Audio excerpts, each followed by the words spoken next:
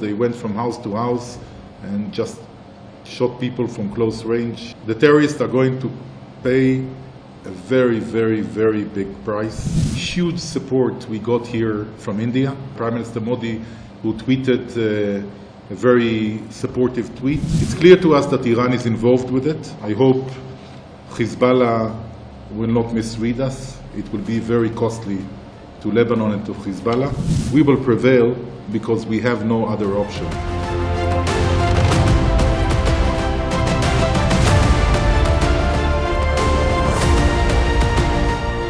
So yesterday, 6:30 in the morning, when people in Israel were still sleeping, and during an important Jewish holiday, there was a coordinated attack of the terror organization Hamas from Gaza. They opened fire, massive fire, of rockets and missiles to different communities, civilian communities around Israel. And in parallel, hundreds of terrorists of Hamas infiltrated different Jewish communities which are in the vicinity of the Gaza Strip. This was an unprovoked move, and now that information is starting to flow in, we understand the size of the disaster, we understand the atrocities and the war crimes which were committed. They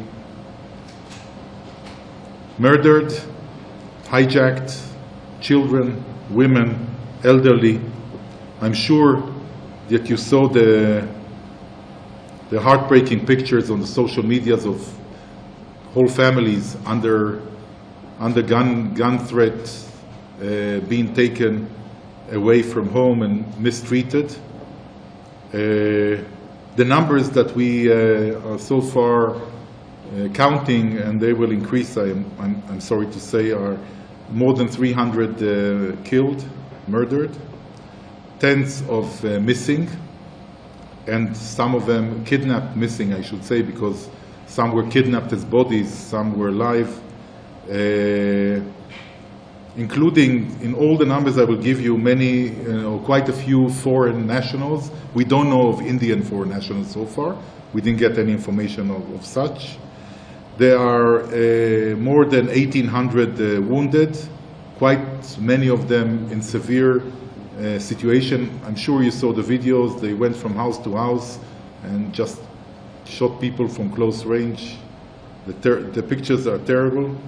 And in parallel to all of that, more than 3,500 rockets so far were fired, and all is still, people spoke to me before, there is still activity on the ground in some very small pockets that very few terrorists are still there, but most of the places, the vast majority, is back under full control. And also the rockets are continuing. The terrorists are going to pay a very, very, very big price. We will do it in our pace, in our choosing, the way we want it. I was personally, and I think all my staff and many Israelis were very much it was heartwarming to us to see the huge support we got here from India, from all around. Starting, first of all, India, like Israel, knows terror, knows a victim of terror and fighting terror for many years. The support, the wall-to-wall support, started by Prime Minister Modi, who tweeted a very supportive tweet.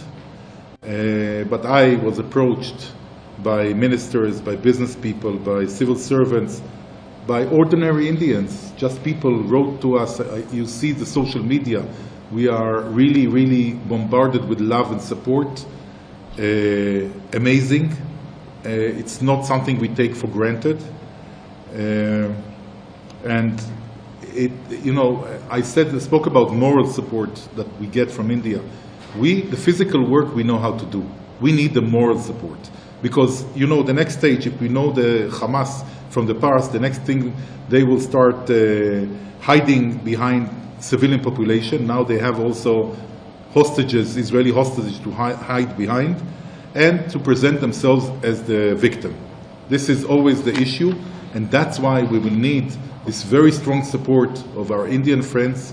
And India, again, as a very influential country in the world, as a country who knows terrorism and understands the crisis, it will be very important for us to give us the ability to do what we need to do in order to make sure that Hamas will not be able to continue doing atrocities. It's clear to us that Iran is involved with it. We know for sure about the supplying of weapons, training, and I will not exclude even organizing or helping organize this specific attack. There is an attempt now also of Hezbollah to heat the northern border in order to take the attention of Israel. It's places where Indian UNIFIL soldiers are there. I hope they will all be okay. I hope Hezbollah will not misread us. It will be very costly to Lebanon and to Hezbollah. There was also an attack on Israeli tourists in Alexandria by an Egyptian security person, I understand.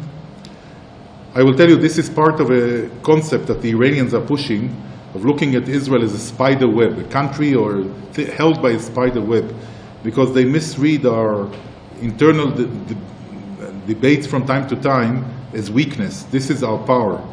It's not that it's easy to beat us, and you know why we will prevail? We will prevail because we have no other option. I mean, the Jews all over the centuries suffered persecution and killing in many, many countries, not in India, of course. And once we have our own country, we had many, many wars and many challenges.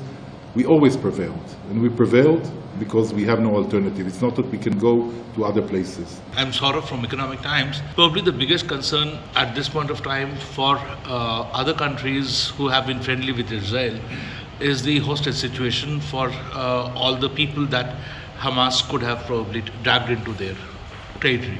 Do you see any kind of time frame after which there can be some kind of negotiations on this thing? I think I said before that now it's time for action. There will be time maybe for negotiation in the future. We are not discussing it now. It's not in the agenda.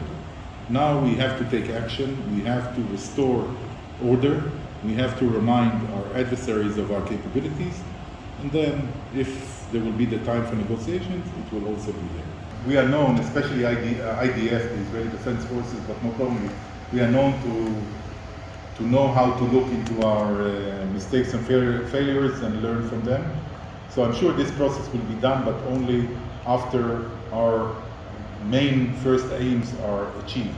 And then we can go there.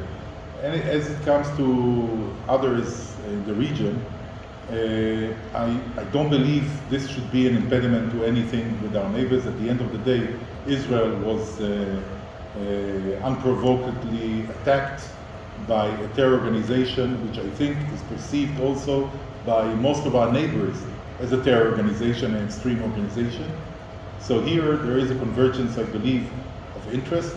I hope they see it this way. I hope we can continue, because I think that the change that we are bringing to the Middle East, and this is one of the reasons maybe that countries like Iran and other extremists are trying to derail it.